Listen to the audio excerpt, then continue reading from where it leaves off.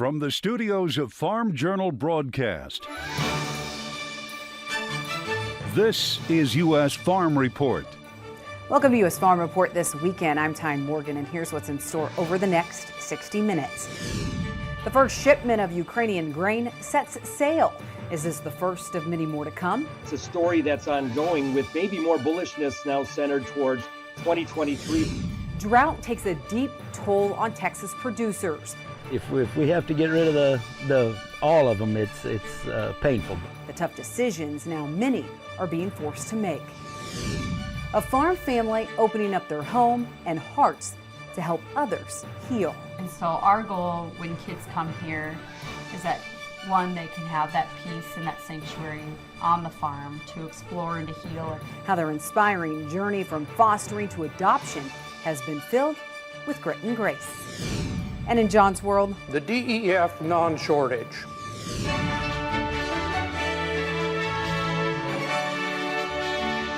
Now for the news. After months of war and weeks of negotiations, the first ship carrying Ukrainian grain is on its way to Lebanon. Here it is. The ship is called Razoni, flagged in Sierra Leone as it's leaving the port of Odessa. The vessel carrying 26,000 tons of corn sailed a predetermined mine-free corridor to Turkey, where it was searched and passed inspection this week. It was cleared by a delegation consisting of representatives of Turkey, Russian Federation, Ukraine, and the UN. It's reported there are 17 vessels loaded and awaiting permission to leave Ukraine. It's part of an agreement that Russia and Ukraine signed with Turkey and the UN last month. Well, China has blocked imports of citrus, fish, and other foods from Taiwan. It's in retaliation for a visit to Taiwan this week by U.S. House Speaker Nancy Pelosi, a trip that was closely watched. Pelosi leaving Taiwan on Wednesday and traveling to South Korea, ending a high-stakes visit that Beijing had warned will have a severe impact on U.S.-China relations. Her visit marks the first by a sitting U.S. speaker to Taiwan in 25 years. She met with Taiwan's president and visited the legislature, telling reporters that, quote, America stands with Taiwan, end quote. Well, corn harvest is underway in portions of the South, and if that sounds early to you, you're right. In some cases, harvest is running about 3 weeks early. Braden McInnes is sharing these pictures of how harvest is going for him right now. His farm is actually southeast of Dallas. At the time he took these photos, he tells us it was 110 degrees. Yields are about average at about 115 bushels per acre. We did see some rain, but unfortunately in the South, that's generally too late for this corn crop because everything happens earlier there. We've already gone through reproduction. We're well into grain fill. So for Texas, we actually saw a decline in condition. That is the nation leading 50% of the corn crop rated very poor to poor in the Lone Star State. Not too far behind is North Carolina at 42% and Tennessee at 38%. Now, there was plenty of rain last week in North Carolina and Tennessee, but again, that rain coming too late for corn. And corn harvest is also underway in the South Delta of Mississippi. Eric Larson at the Mississippi State University Extension taking this picture. Drought conditions not as severe in the state, with 29% of the state abnormally or moderately dry. Some farmers are seeing the impacts of that dryness. And farmer sentiment bounced back in July, according to the latest Purdue University CME Group Ag Economy Barometer. The latest reading climbing 6 points month over month to a reading of 103. Researchers say the increase was driven by improved outlooks for both current and future expectations. Now, farmers still consider it a bad time to invest in capital improvements. When asked, 44% say increases in prices for farm machinery and new construction is the reason to keep money in their pocket. If you look at the barometer, the current condition index, and the future expectation index, they're all down nearly 25% compared to this time last year. U.S. farmers remain concerned about a wide variety of issues, but especially higher input costs. Now, 55% of farmers surveyed say they now plan to purchase less machinery in the upcoming year. And big news in the ag equipment auction business. Big Iron Auctions has acquired Sullivan Auctioneers, merging the two companies as two of the largest online auction companies in the industry. The business will now go to Big Iron Company and be headquartered in Hamilton, Illinois. The companies say the deal will bring roughly 300 employees together. There were some heavy rains across the country this week. but many still dealing with a drought. We'll have the latest check of your August forecast with Matt Yurosavik next.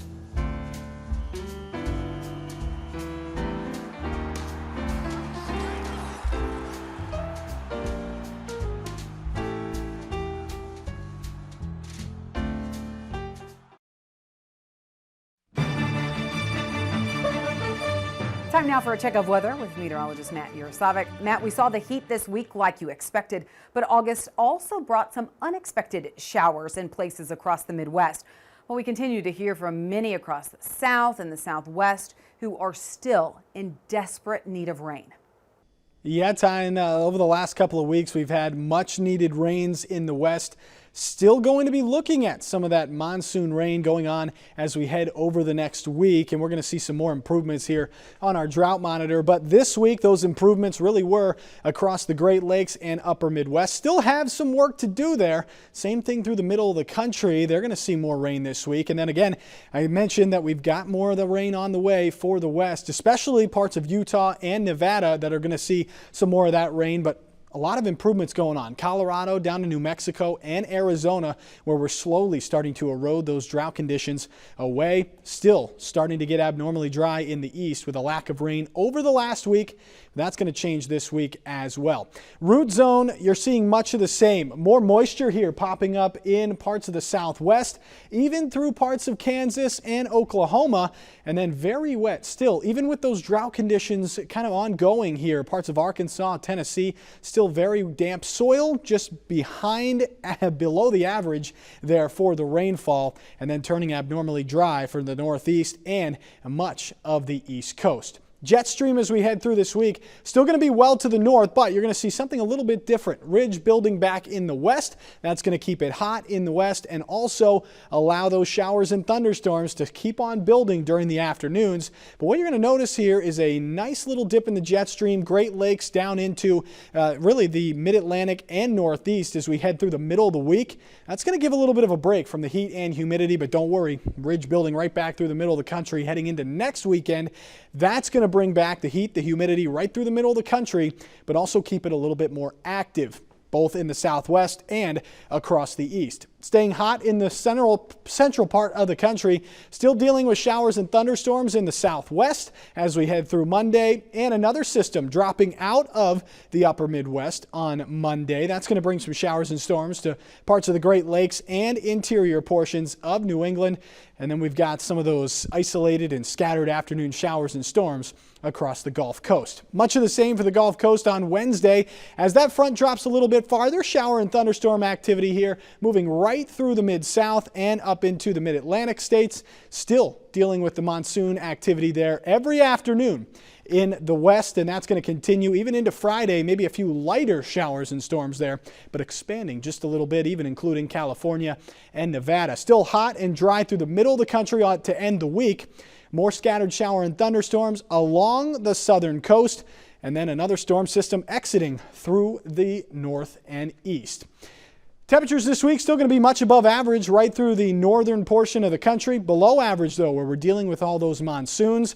And then here's the rainfall. Above average in the west where we need it, as well as in the east and parts of the mid-south, still dealing with that.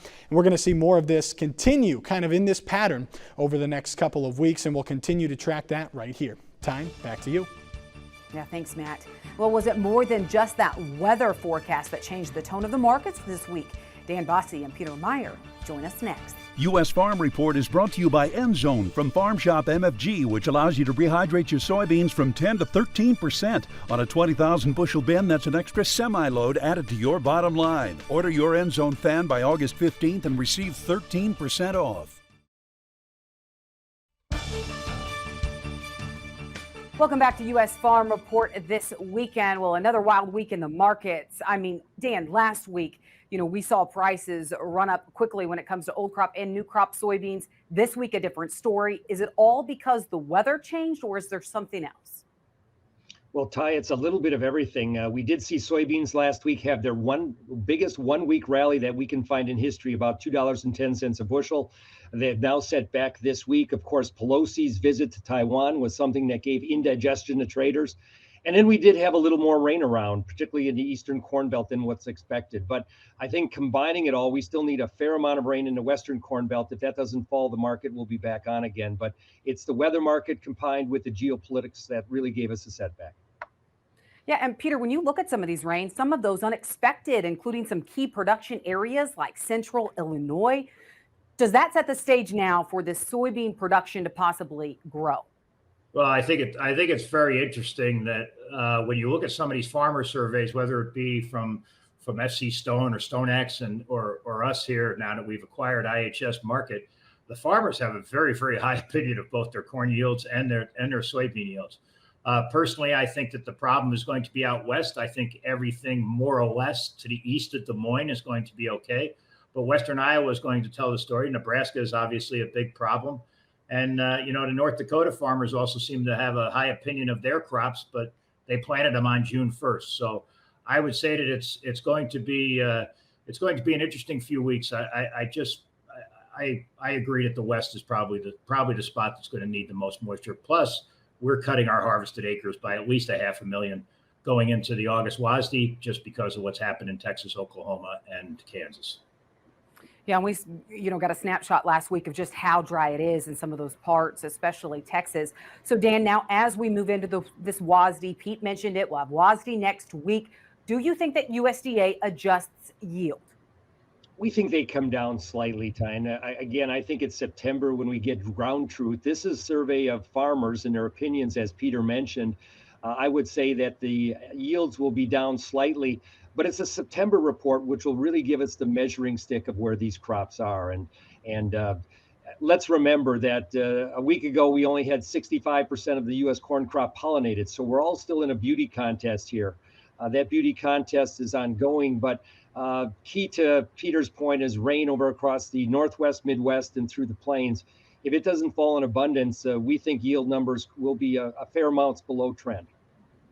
And we've heard about some of those pollination problems in some of those areas that had heat. Yet, like you talked about, Pete, there's other areas that are really setting on possibly a pretty nice crop. So as we go into this WASDE report, what's your thoughts on what USDA does with yield, and what other parts of the world are you watching when it comes to WASDE? I'm 100% with Dan. Our farmer survey, the IHS market survey, is just a slight hair below where the USDA was at 177. We're at 176.5 or one between in that area. Our bean number is going to be a little bit higher. So I really don't think that there's much of a story. And as Dan suggests also, we'll have to wait, until after crop tour, till after the September WASDE. The big story, in our opinion, is going to be what the USDA does with the EU corn crop. As everybody knows, the EU has had record heat this summer, and these crops have gone so far backwards, it would be, in our estimation, even faster than we did in the U.S. in 2012. For example, the EU had, in July, the USDA had the EU corn crop at 68 million tons. We think it'd be lucky to make 55, and we could be even further. So for us, what we're going to be watching in the WASDE next week is what the heck do they do with the EU corn crop, and what they do with Ukraine exports as well would be interesting. Yeah, and Dan, I know you have some insights into Ukraine. We saw that unfortunate situation last week where we saw the, one of the largest grain producers and exporters, the head of that company, that was actually killed by a Russian attack. But yet we still got some of those grain shipments out this week, Dan. So right now, how much do we know about what's going to pan out with this crop in Ukraine, and how much can get exported? We finally got a vessel out. And our condolences to Nublon because of their losses. Again, a very striking Russian attack on someone's bedroom to take out a key founder and a very key man in the grain business in Ukraine. That being said, as you look at the Ukrainian exports, they can only ship during the daylight hours. We've got a vessel going in right now that will be loading grain to move out. But it's going to be a process. And I think the tangles in the process are going to be the key. By that, I'm saying things are not going to work normally. And you'll find some commercials that are not willing to staff because they do not want to put their people in harm's way. So we think USDA's numbers are about right. They could tweak them a little to the upside. But the real problem is this: Ukrainian farmers are getting such low prices for their wheat and corn bids right now. I don't find any of our clients that are looking at planning anything substantial for wheat or winter rapeseed heading into the late August, September timeframe. So to me, it's a story that's ongoing with maybe more bullishness now centered towards 2023 because the Ukrainian farmers just don't have the capital to plant the crop that they have ahead. I would just add to Dan's comments, it's one thing to get these boats out. It's quite something else to have them return. All the boats that we're talking about that have left port were sitting there.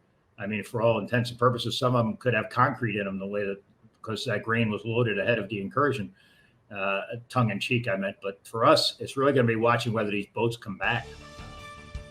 Yeah, a really good point. Thank you both. Well, we got a lot more to talk about, including could Brazil fill some of that void? We'll talk about that later on U.S. Farm Report.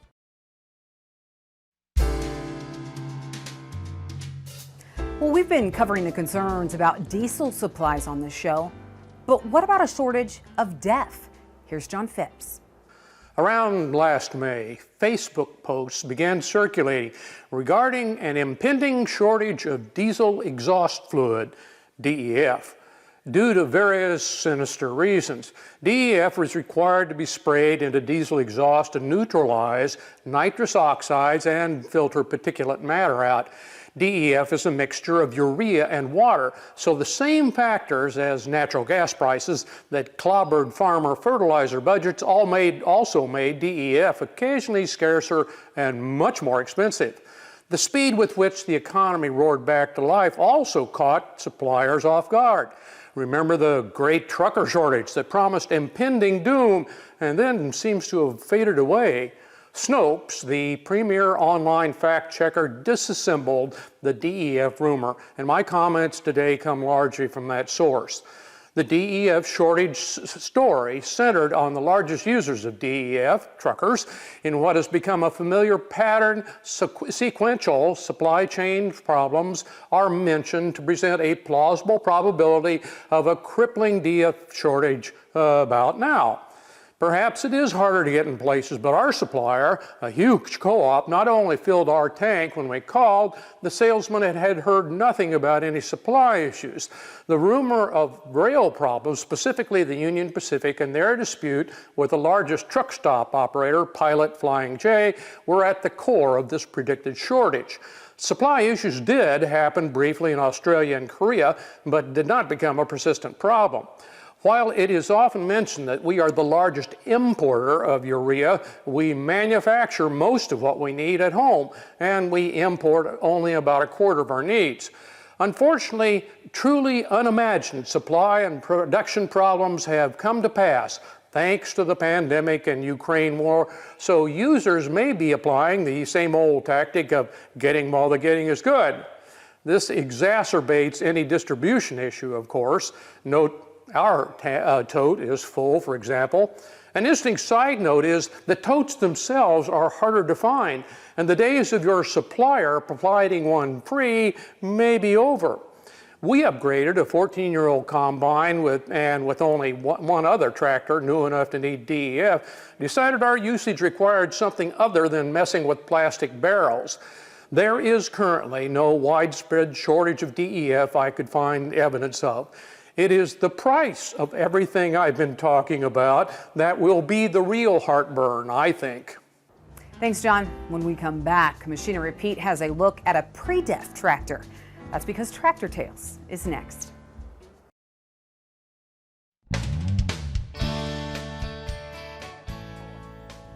Hey folks, welcome back to Tractor Tales, and this week we're going to journey to central Missouri to check out an Oliver 1655.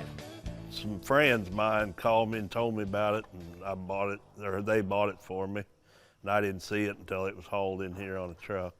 Come from Lee Summit. It was pretty bad shape. Son rebuilt it for me and worked on it, and got it. I mean, it run when we got it. Got new tires on it, painted. Used it several years, rake hay and stuff with it. Just looked good, sounded good. Not that many around here, Olivers. They're good riding, driving tractor. Power steering, easier to set on, easier to get around. Always raked a lot of hay with it, and had a 10-foot mower, brush hog mower on it, and just odd jobs around. So it's good size. It's just kind of a utility, easy to get around tractor on. Everything hooks to it. It'll pull most anything. So. Still to come, the devastating impact the drought is having on one cattle rancher and the entire U.S. cattle supply. Plus later, a farm family who created a farm sanctuary for foster kids that ultimately led one to find their forever home. That touching story still to come in Grit with Grace. U.S. Farm Report is produced and distributed by Farm Journal Broadcast. Welcome back to U.S. Farm Report. Trusted, timely, tradition. Well, as we showed you last week, the drought is devastating to cotton, but it's also having a devastating impact on cattle.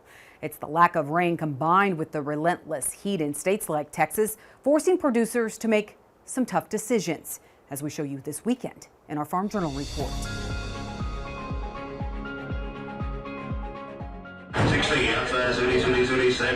Summers are supposed to be quiet inside the Seguin Cattle Company auction barn in Texas. But manager Brian Linsman says the extreme heat and drought is forcing thousands of cattle ranchers to sell off their herds. What's it been like being in the cattle business this summer? Pretty much a roller coaster ride. I mean, it's been chaotic. It quit raining in October of last year, so I mean, it's just been desperate measures for people.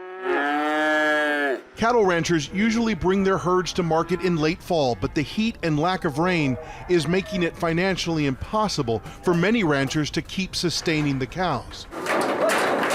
That's why Linsman says almost twice as many farmers as usual are lining up here to sell off portions of their cattle herds. Federal forecasters say this is the second driest year around the Seguin area in the past 128 years. Priscilla McBee and her family have a small family operation of about 20 cattle. You brought 2 cows and a calf. And a calf. Why'd you have to get rid of them?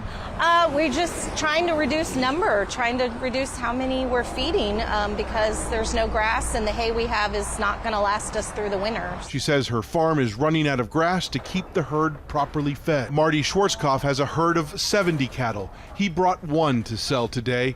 He says he also usually sells 4,000 to 6,000 bales of hay every year to cattle ranchers. But this year the ground is so dry, he's only done about 300. And I feel for a lot of people. You know, people, they've been doing this for years and years, and now they don't have anything to hold on to. You know, they're having to let go. Wade Meyerhofer is a 4th-generation cattle rancher on this land. He says this ranch field should be covered in lush green grass a foot high. Now it's a sea of hard-scrabbled brown dust. Do you get emotional thinking about that possibility? Yeah. You don't want to do it. You don't want to sell them. You know, most of these cattle, well, all of these cattle, we raised them from babies. If we have to get rid of all of them, it's painful. This part of Texas usually gets 24 to 48 inches of rain a year. It's received just 4 inches so far this year. The pond Meyerhofer's cows usually drink from is supposed to be 7 feet deep. There's not even a drop of water left in it now. Wade Meyerhofer will face tough decisions soon. He sold off 20 cows last week, and if it doesn't rain and cool off soon, he'll be back in the auction barn selling off more of his herd. I will sell them before they're skin and bones. Now, Oklahoma State Extension livestock specialist Daryl Peel thinks the U.S. could lose another 1 million beef cows this year. Up next, Brazil is dry, but could the country still be positioned to produce a record crop next season? Peter Meyer and Dan Bossie join me next. Registration is open for the 2022 Pro Farmer Crop Tour. Join our team as we gain insight on the 2022 growing season in person or online. Visit profarmercroptour.com/register to select the stop nearest you.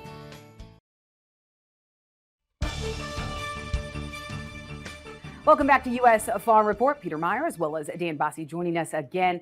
Peter, when we look at Brazil, there are expectations that we could see a monster crop this winter. We're coming off a much larger than expected safrinha crop. Has that changed the global exporting game? Boy, I don't know. I mean, I personally, I think that there's a lot riding on the next Brazilian crop, and I would like to see a little bit more recharge of the moisture in the soil before they get planting. I realize it's a few months away, but I think I think that there is a lot riding on it. Just because the U.S. crop is going to be maybe average, and if this weather continues, could be below average. I think China's short grains.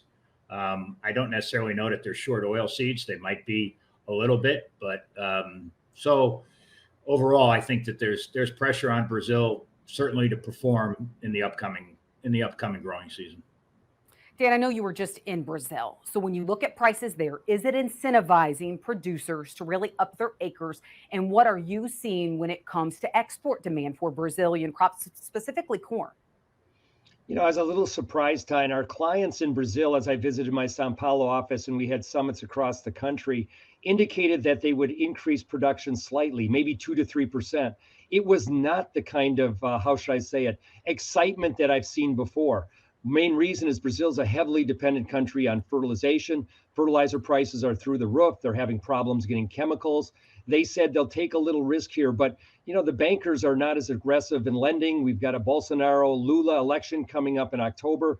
Lots of anxiety there of where currency and policies and taxes will be going forward. So there was a little bit of an optimism on seedings, but not what I was expecting. Remembering USDA is projecting Brazil will produce 30 million metric tons more of beans this year than last year. To Peter's point, that is a record. The world needs all of that, but whether or not it happens is a really big deal.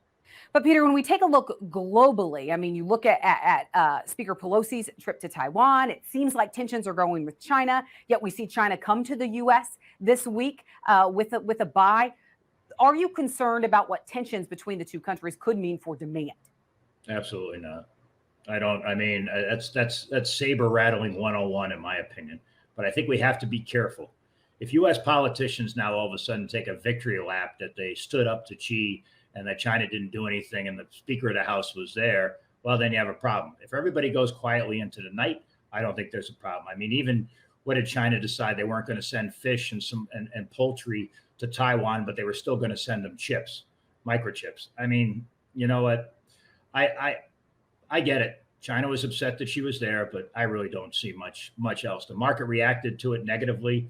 The stock market reacted to it negatively as well, and now it all has buoyed back up. So I don't really see it. I think it's overblown.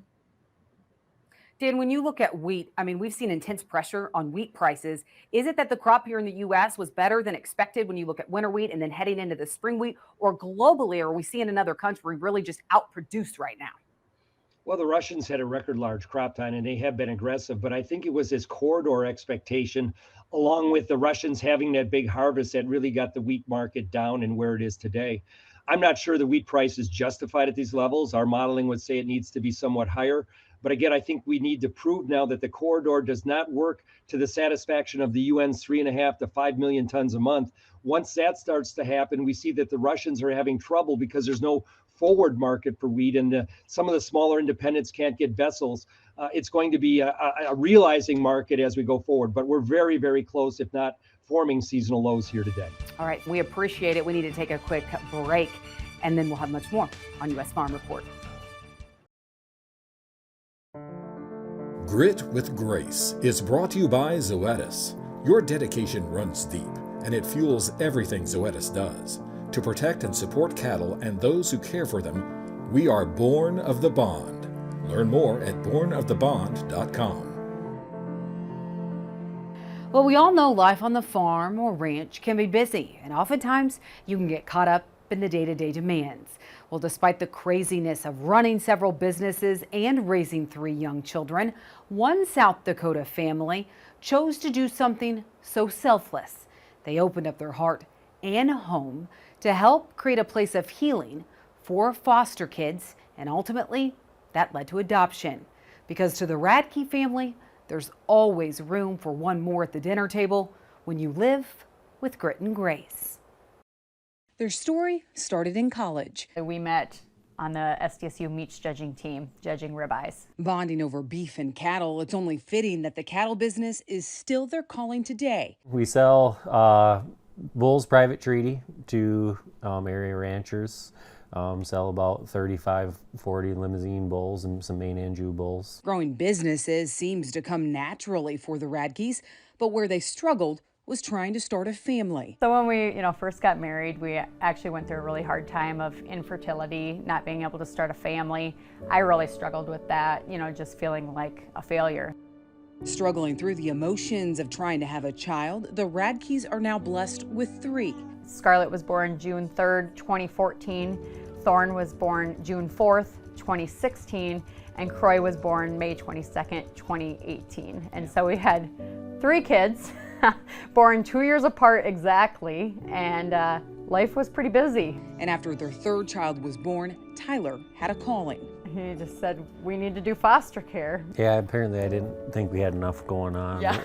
I honestly don't know what I saw that made me think of it. Amanda was on the road constantly giving speeches and doing other travel for her job, all while juggling life with 3 kids and their growing businesses. I instantly said, no, you're crazy. I'm drowning right now. That day, Amanda headed to the airport for a work trip, and on the plane, her heart was changed. But again, God had a different plan, because I got on a plane, and the movie on the plane that day was Instant Family, which is a movie about foster care. She left on the work trip thinking Tyler's idea was crazy. He's the steady, even-keeled member of our relationship. I truly don't think it even would have happened had it not been for God giving him that nudge to say, get this ball rolling. So they did. We called the office. We just want information. How do we get involved? And they said, you're in luck. The Mitchell training started last week. You guys can jump in. That was in April, and by August, Amanda was sitting in a coffee shop when an unexpected call came. It was the state, and they had 2 kids, and they needed an emergency placement for that weekend. And I said, I don't even have our license. And they said, yes, we just threw it in the mail. She says in the last 2 years with the pandemic, they've welcomed a dozen children into their home. I just truly believe that there can be a lot of healing done on the farm. Fostering has been far from easy, but as the Radkes can attest, life often reveals other plans. And in 2020, as the world shut down and so did Amanda's work travel, she was questioning what was next. And a week later, we got a call for a 7-month-old baby. And I was like, oh, now I see why my schedule's cleared, because we have a whole nother adventure to go on. That baby became part of the family. So we had that baby all of 2020 and got to do all of her milestones with her and love on her. And on her first birthday, we found out she was leaving. And yeah, my heart broke into a million pieces because that was my baby. The Radkes knew they'd only have her temporarily, but they were attached, and the entire family was crushed. But a few weeks later, another call came. And that's kind of where Alex came in. He'd been in some foster homes before, coming and going, and he was available for adoption, and that was basically going to be his next home. They sent Amanda a picture of Alex. He had blonde hair and blue eyes, just like her other 3 children. And I about fell over because I thought, I said, he looks like our son. And she said, yeah, I know. That's why I called you. And I said, okay, I need to talk to Tyler. The risks, the what ifs, the unknowns. They'd already experienced it with a dozen children temporarily, but they agreed to meet Alex and be his forever home. 4 days later, he had packed up his bags and moved to our house for good.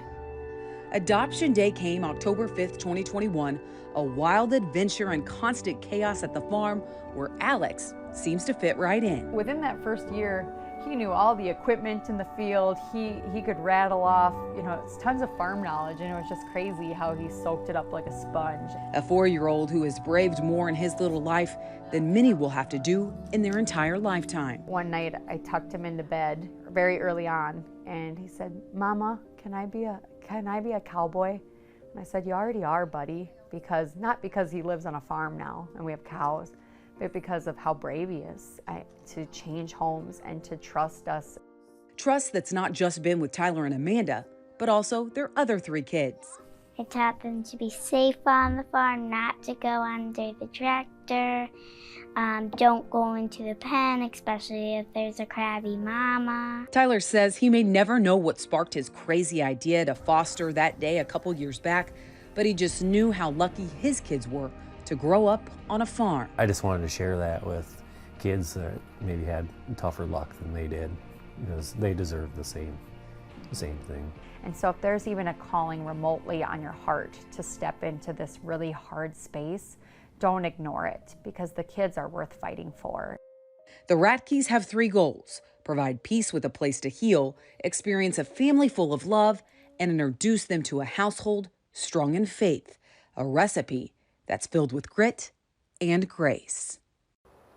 What a touching story and a way to help others heal. Well, Amanda has actually authored several children's books. Her latest is called C is for Care. It's inspired by kids on the farm and ranch and is dedicated to Alex, with a sweet message in the front of the book. You can find all of her books, plus ways that you can help support foster families, at amandaradke.com. We'll also include all of those links with that QR code on your screen. Up next, John Phipps. What's up with my insurance premium?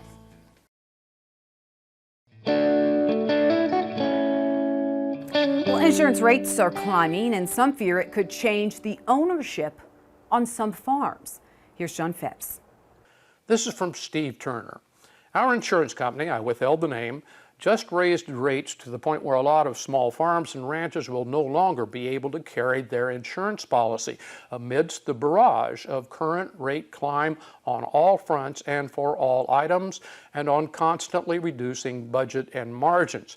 I cannot speak for all the other customers across the nation's farmland, but for us, our policy was increased overnight by $4,500 atop the already high premium. We've had this same policy with no changes since 2017. There have been no claims or any issues. The policy is paid once per year from an escrow fund with our mortgage holder, so there is no payment or on-time payment late issues to warrant this type of increase. $4,000 is a death blow to the little guys. Well, this is a good point, Steve, but please send me your address for a mug. Now, after checking with my agent, I'm expecting a 10 to 15% increase, so this price hike is not limited to one company or one area. Industry experts have listed 3 major factors. First, construction cost. Since most policies promise to rebuild your home or replace your machinery, staggering increases in things like lumber, for example, are being folded back into your premium. Second, this could be the biggest one, depending on your location. Climate change is rewriting loss risk calculations for actuaries. When 100-year events like floods and wildfires occur every decade or so, and weather events like hurricanes are much more severe, your location could have a very different weather risk than when you bought your house or farm. Third, the combination of increased risks, costs, and unexpected events like the pandemic have made companies either price to recover the losses of the last few years or anticipate future risk exposure. Small farm owners are experiencing the same cost squeeze as retirees, whose fixed income budgets did not begin to allow for price increases in homeowner insurance. If you want to retire to the coast or near a forest, talk to current residents about what their insurance experiences have been. Finally, I repeat, times of high inflation can instigate price increases with little or no other reason other than all the other kids are doing it and we can get away with it.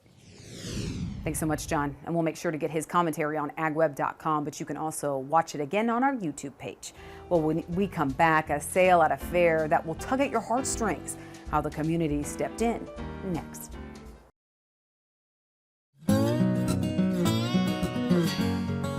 Well, an amazing and bittersweet moment at the Porter County, Indiana Fair 4-H livestock auction, as a 300-pound reserve grand champion breeding gilt sold for $102,000. Take a look. We have $340 a pound.